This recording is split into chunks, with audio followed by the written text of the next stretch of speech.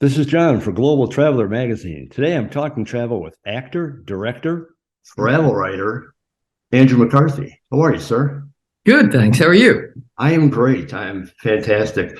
I know you have a book coming out, Walking with Sam. We're definitely going to get to that, but I'd like to get a little bit of your background. Obviously, you're an entertainer, you're an actor. When did you get bit by the travel bug? Well, that actually ties into the book, but I mean, before 25, 27 years ago, I walked across Spain on the old Camino de Santiago, the pilgrimage route, and that experience changed my life in a very real way. I think I discovered in a nutshell, I had a sort of white light experience where I discovered how much fear had sort of dominated my life. And in that discovery was the liberation from it, or the beginning of liberation from it, I'd say. And so that changed my place in the world. And so I kept traveling. And eventually that led me to travel writing, you know. Well, when you started writing, did you receive any resistance, any obstacles? You know, the Hollywood guy all of a sudden become a writer. I mean, anybody who's read your stuff knows you're passionate and knowledgeable, but what kind of obstacles did you face? Well, that's interesting. That's a good point. I was very aware that that would be could very possibly be the case, and so luckily, so much of that kind of stuff is done online that you don't really meet people or know people. So I would just again, I traveled for a decade or so writing for myself stories and things. I was a terrible journal keeper, but I kept wherever I went, I would write stories about people I met. So and I had no ambition for it until one day when I did, and I would cold call editors at magazines and newspapers with a pitch. I would study their magazine, see what they did, the way they did it, and I decided I wanted to do this. So I did research into it, and I would just cold call people with an idea and a pitch, and they were good.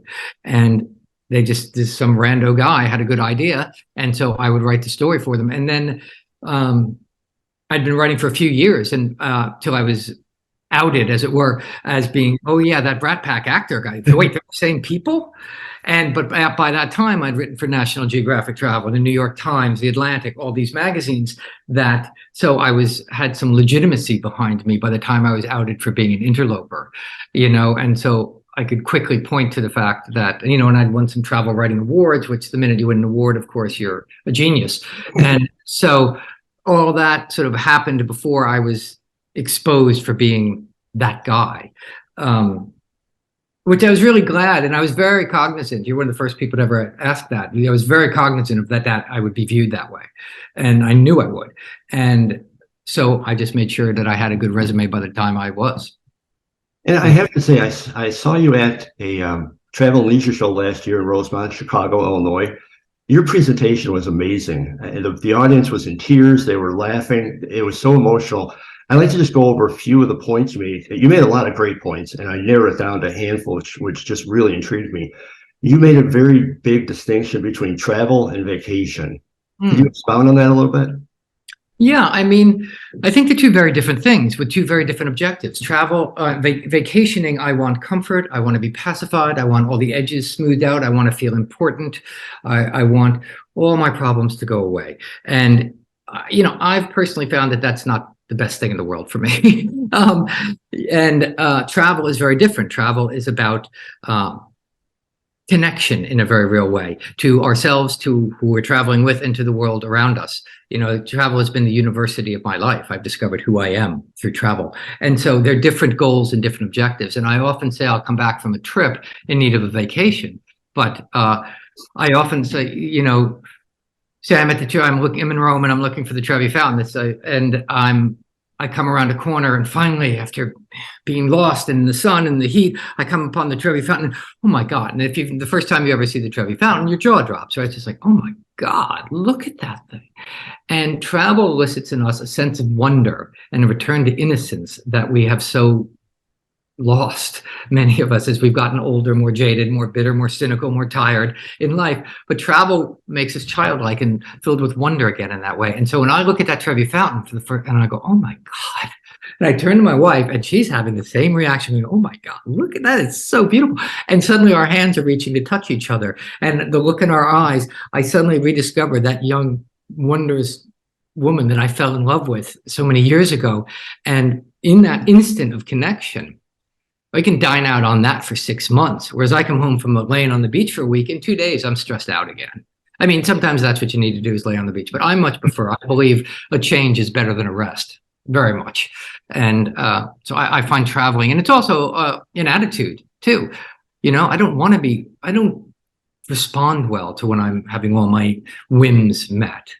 It's just not in my best interest. So I can give you an example if you want of that, but rambling as it is. No, absolutely, because that was going to be my next question. One of your points was that travel should take you out of your comfort zone, that travel should not be easy. Perhaps not the best word, but go ahead, please. No, just to speak to that notion of being pampered. I was asked by a magazine once to do a story back in decade ago at least, they sent me to Hawaii, and I was to stay in this little Airbnb for a couple of days, and then I was to stay at this posh resort. And so I was at this Airbnb, single walled house, no hot water, in the middle of the jungle in Kauai, and it was very pleasant. It was a simple life. And like on the third day, the person running the Airbnb knocked on the door and said, "Here, I've got a fresh towel for you." And I was like, "Oh my God, that's so nice. Thank you so much." And I had a lovely stay. I go check into my posh $2,000 a night suite at the hotel with my own private butler and my mini bar and my suite. And the first day I make myself a cup of tea from my mini bar. And then the next day I decide I want another cup of green tea. And I go to my mini bar and my private butler hasn't replenished my green tea. And I'm like, what a dump! Where are these? And I realized, oh my God, in an instant, I became this tyrant, and it was in that instant when I caught myself, I go, maybe being pampered isn't the best thing in the world for me. Maybe I don't respond that well to that and is in my best interest. So anyhow, I digress. No, so let's go then to your first book, The Longest Way Home. More of a reflection than a travel piece, but it incorporated both. Could you talk a little bit about that? Yeah, that was a book that I wrote about. I was trying to come to terms with getting married early, and it's about how does one maintain their own individual singularity and at the same time find intimacy and commitment with someone you love, and they seem to be very mutually exclusive things in a very real way to me. And how do you reconcile those two things? And I went looking for the answers the way I find most answers, which is going far from home. So the paradox was, I'm coming together with you, but I'm going to leave for 6 months first, and I'm going to go climb Kilimanjaro, and I'm going to go down to Patagonia and do all these things. So it was a travel memoir about, that. How do we reconcile those two things? And the answer, of course, is that they're absolutely impossible to reconcile, and yet we have to do them anyway. Which then leads us to your next book, your newest book, I should say, is Walking with Sam, a story about you and your son, also centered around travel. When did you decide to make the trip? How did you decide to make the trip? And did you intend to write the book about it, or did that come later? Well, I'd always, after that first trip I talked about 25 years ago, I'd always hoped to do it again because it was such a life-changing experience for me. And so I'd always wanted to do it again. And as my son was he was 19 and about to sort of set out on his own in the world, and I didn't want my relationship with him to end. And I left home at 17, and never my relationship with my dad ended really then. And it's one of the regrets of my life, and I didn't want that to happen with my kids. And so because I had such a profound experience the first time, I thought it might be a way for us to try and establish, and I had no template for it with my own father. I thought maybe this might be a way for us to establish a more adult relationship and give us a new base ground from which to go out from, and to really see him as opposed, we're as parents of kids, they just, they look like us kind of, and they sort of behave like us somewhat. And so we just assume they're many versions of us. And that's just not the case. They're very different people. And like we were saying, all you want to do is be seen in the world. And so it gave us an opportunity to see each other. It's just as difficult as it is for a parent to really see their child at times, their adult child. It's just as difficult for a kid to see their parents as people, And so, and I had the great luxury that you rarely get with adult children, which is time when we were walking across Spain. So I didn't have to have advice. I didn't have to fix things. I didn't have to problem solve. Whenever I'd bring things up, I could just walk beside him. And so I think it gave us an opportunity to discover who we were to become. as it were. And the Camino, if for anyone who's ever walked it, will tell you that it has a way of burning off a lot of stuff and getting you right to the nub of the matter that you need to get to. And that was the case in our experience. So it's a journey of the 500 miles across Spain, but it's also an internal journey, and hopefully they're mirroring and intertwining as we go. Did you write the book for yourself, for Sam, for the reader, all of us? Oh, and just to go back to the other question, when did I know I had a book? I as a travel writer, you always take a pad because you're never off duty, and so I thought eventually I'll write some kind of article or something about it. And then in Santiago, the goal is to get to Santiago de Compostela, the cathedral there at the end of the walk. But 50 miles beyond Santiago is the sea, and a place called Finisterre. And many pilgrims or walkers feel the pull to continue on from Santiago to the sea. And I never did. I was like, if I make it to Santiago, it's enough for me. But my son wanted, he said, at a certain point, he said, I'm going to go beyond, and I'm going to go to Finisterre, with or without you. And that just, frankly, brought tears to my eyes. The notion and the low-hanging fruit of that metaphor of our children going beyond us. I couldn't resist. We want our kids to be the first to go to college in the family, the first to become doctors, whatever. And that he was going to go beyond me in this walk and go to the sea, I found deeply moving. And so then, and also in that instance, I went, oh, I guess there's a book there. So, and I wrote the book. I always write them for myself. And that's why people kind of said to me sometimes, it's so private what you're writing and so personal. And I kind of somehow tricked myself into thinking that no one's ever going to see this stuff when you're writing it. It's also something you have to do if you're going to write memoir, is come clean like that, because, you're asking the reader to invest their time. And if you're not going to expose, I'm exposing our emotions and feelings that we all have. And the goal, of course, is to get the reader to just start nodding their head going, yeah, I feel like that. Yeah, I feel like that. And then you create the experience of we're not alone anymore, and you create connection. And that's what, that's what it's about. It's creating that kind of connection so we all feel less alone in the world. Yeah, I did. I absolutely loved your first book, The Longest Way Home. As a matter of fact, when I wrote about it last time, I mentioned that in your presentation in that travel seminar, you talked about walking in New York, walking the streets just to get the feel. And it hit me really poignantly because I had done the same thing about 2 months earlier than you. And I felt the same thing. And then when I was reading your book and hearing you talk about it, exactly what you said. It exposed part of you, and yet it still was about travel. I thought it was a fantastic combination of both. Oh, good. Yeah. I mean, I'm glad when it works, it's nice. And when one feeds off the other, and, it's like a braid, and then it's even stronger than the individual strands, hopefully. So how has travel changed, or how has writing about travel, I should say, how has writing about travel changed the way maybe you look at travel, maybe the way you plan travel or vacations, either way? Well, I tend to be a bit of an introvert, and so I can go travel somewhere and spend a week somewhere and really never speak to people very much and have an amazing experience, and have a very internal experience and an experience of place.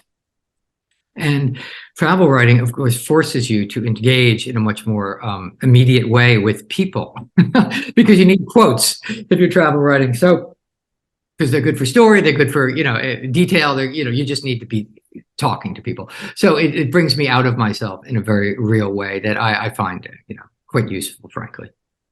So, of course, I have to take the opportunity. Do you have any travel tips for the average person? My only travel tip is very simple, and I think, and it's always the same. It's go. Don't think about it too much. Go. Because people don't travel, I think honestly, I think the main reason is fear. People are afraid, and fear is a powerful thing and a cunning foe, and it masquerades as all sorts of things. I don't have the time. I don't have the money. Walking across Spain for 5 weeks was cheaper than staying at home, frankly. All you're doing is walking and living in very cheap places and sleeping for a few dollars a night. So I saved money walking across Spain. And, not everyone can get 5 weeks off. I luckily am unemployed most of the time, so I have the time. I think people don't travel often because of fear. And that's, as long as we acknowledge that, it's fine, because fear begins to lose its power over us once we acknowledge it. And I also think people should travel alone. And I think they don't travel alone for just that same reason. Fear of safety and fear of eating in a restaurant alone. To which I can only say, walking down the streets here in New York, I'm probably just as safe as I am walking down the streets in London or Rome or Paris or somewhere else, and eating dinner in a restaurant alone is No one's looking. So taking your advice to go, do you have any plans for future trips in the near future? Well, I just came back from Botswana 2 days ago, so I'm a bit jet lagged. So I haven't done, uh, I just I was doing a story in Botswana, and I took my 9-year-old son with me. So that was a great adventure for the two of us. So at the moment, no, I'm just sort of getting over the jet lag. And before I let you go, any last words, any last thoughts on Walking with Sam? Well, it's a great thing to be able to share with our kids ourselves, and travel's a passion of mine, and to be able to share that with him, and to be able to have shared myself with him and have him receive that, and vice versa, was a powerful impact on my life. And I think travel is a wonderful way to do that with people, because it throws us out of our comfort zone, which is all to the good. And if people want to get more information, I know they could check out andrewmccarthy.com. You could check out any of your local booksellers. Will there be a book tour coming up? Yeah, I'm going all over the country, which I'm really excited about. I'm very much looking forward to getting out on the road. Yeah. Well, I guarantee you, if you come to Chicago, I will be one of those buying your book. I will be in Chicago. I will be there. I don't know the exact date yet, but I will be there. So come on out. Fantastic. I will be there. I already have your first book on my bookshelf. I will be gladly adding this one. Andrew McCarthy, really, it's been a pleasure talking to you. Like I said, the presentation you gave at the travel show was fantastic. I wanted to thank you again for that. It truly was an amazing presentation. Been a fan of yours for a long time, but really appreciate your writing and your love for travel. Thanks so much. I really enjoyed it. Thank you, Andrew. You have a great day. You too. All righty. Bye-bye.